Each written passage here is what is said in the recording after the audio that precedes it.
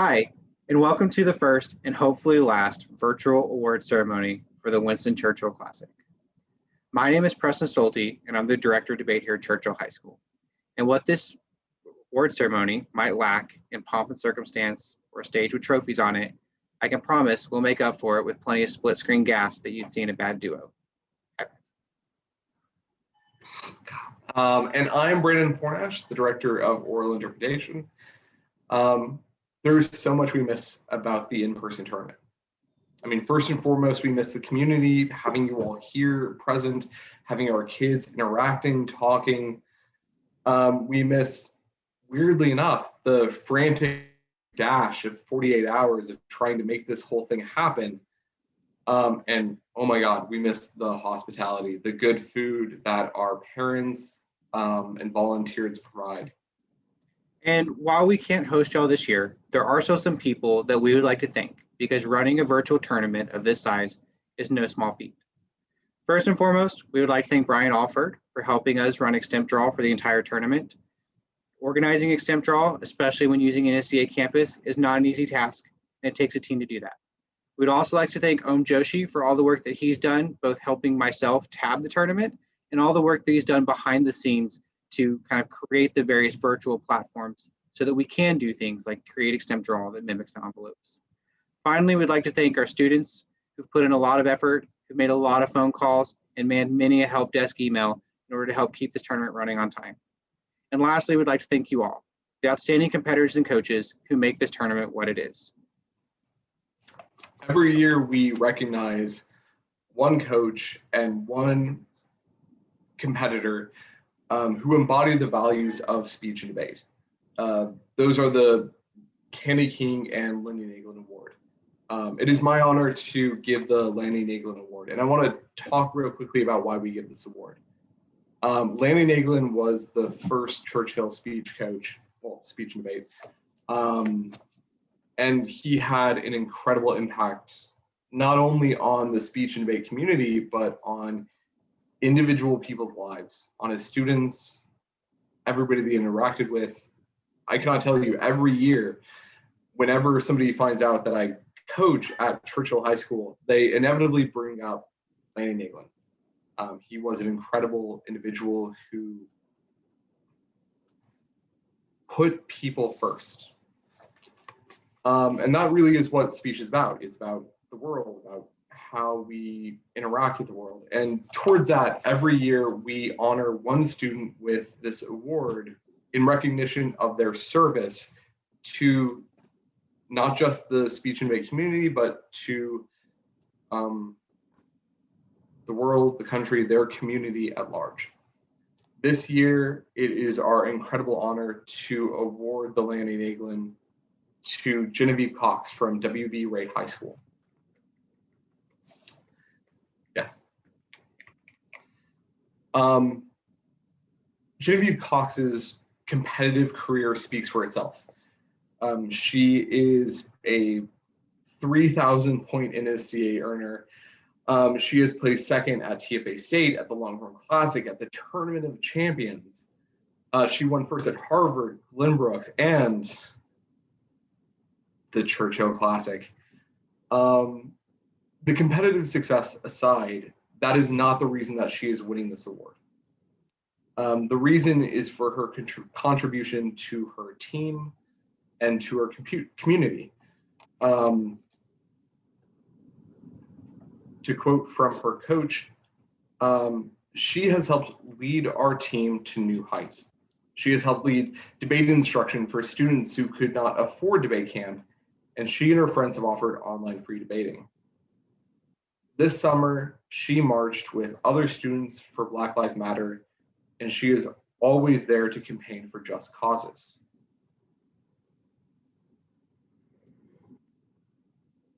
These are the reasons why we are so honored to award this Lanny Naglin 2021 award to Genevieve Cox of W.B. Ray High School.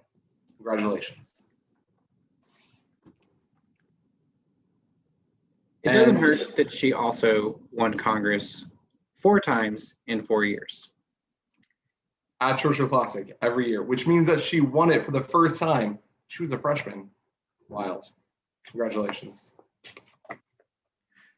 Now I'll present the Candy King Award for Coaching Excellence. Coaches come in many different shapes, sizes, forms, and fashions. And what makes a good coach is up to interpretation. But everyone can identify a couple of core concepts. Candy King was another Hall of Fame coach here at Churchill High School, and she embodied all of the aspects of what it meant to be an outstanding coach. She drove her team and herself towards competitive success. She gave back to her community in her roles as NSDA board member, TFA state president, and volunteer positions on TSCA, and continues to give back on both the UIL and TFA tournament councils. And lastly, coaches go above and beyond for their students. Whether the times are tough or they're not, good coaches build relationships with their students that transcend beyond high school and transcend beyond debate. Anyone who knows Candy knows that she has a massive Rolodex full of students that she doesn't talk to on a weekly or monthly basis, but almost a daily basis. She keeps track of students who she's taught almost 40 years ago. And that's something that's always been impressive to me. Good coaches also are good mentors. And while Candy King is one of my mentors and someone who I look up to a lot, the coach and the winner of this year's Candy King Award for Coaching Excellence is also someone who I consider to be both a mentor and a friend of mine. As a debater for a small school in rural Texas, there weren't many opportunities for travel or success, and there were almost no opportunities of coaching. In fact, as embarrassing it is to admit this, most of what I know about debate, I learned from a website called crossx.com, which is now defunct. One of the most prolific posters on that website was a man by the name of Yaya Chin, who I had never met until my junior year of high school. But what I did know about Yaya is he seemed at the time like the smartest person that I had ever known. He constantly posted and gave advice to anyone who asked for it. And even though by and large, I was not one who was asking for advice on the internet because I was too embarrassed, but rather reading all the free advice that he gave out, I can say that before I even knew who he was, he would already help me in my debate career immensely. As I've gotten older, I've got to know Yaya as both a coach and a judge and a friend. He might be one of the few people in debate that I still learn from on a near tournament by tournament basis. He's full of wisdom. He believes in the things that he cares about passionately, and he argues for them both in a level-headed manner, but in one that lets you know that he cares. I think that by and large, the thing that I admire the most about Yaya is how incredibly humble he is. If you didn't talk to any of his former students, you would never know the fact that despite him being coach at Lhasa High School in Austin, Texas for over 15 years, he's never been paid a cent by the school.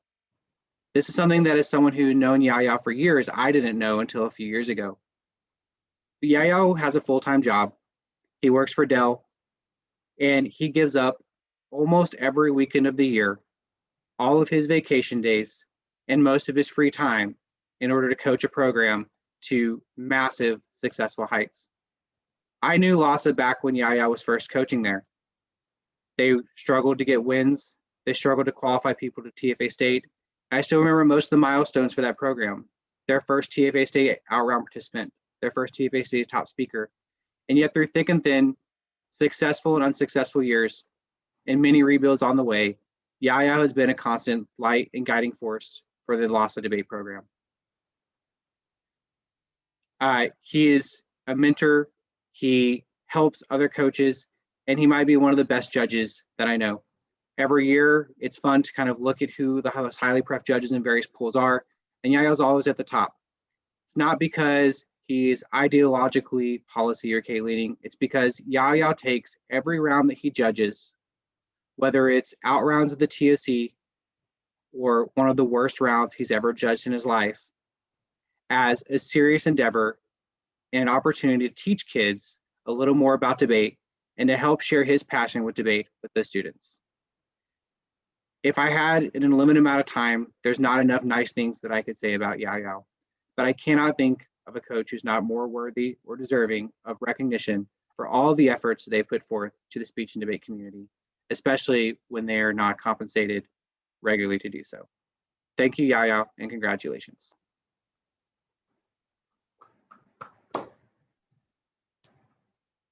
And lastly, we would like to present our sweepstakes awards.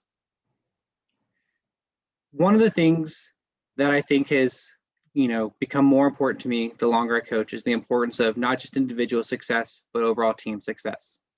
I think in a year such as this, in which teams have been truly tested in order to keep students interested, keep them participating, and bring full squads to tournaments, I think it's more important than ever that we recognize the schools that do not just have one or two successful competitors, but rather embody programmatic success. With that being said, we offer 5 sweepstakes awards each year at the Winston Churchill Classic. In 5th place, with 66 sweepstakes awards, we have Harlingen High School, coached by Chris Esparza.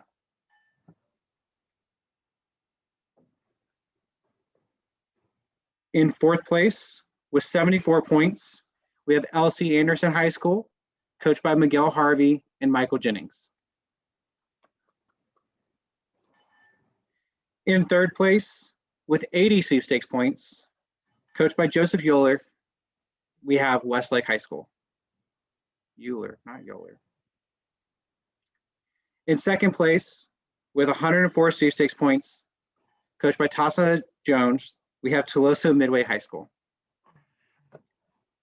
And lastly, our overall sweepstakes winners this year, with 108 total sweepstakes points, coached by Sohail Julia, we have Westwood High School from Austin, Texas.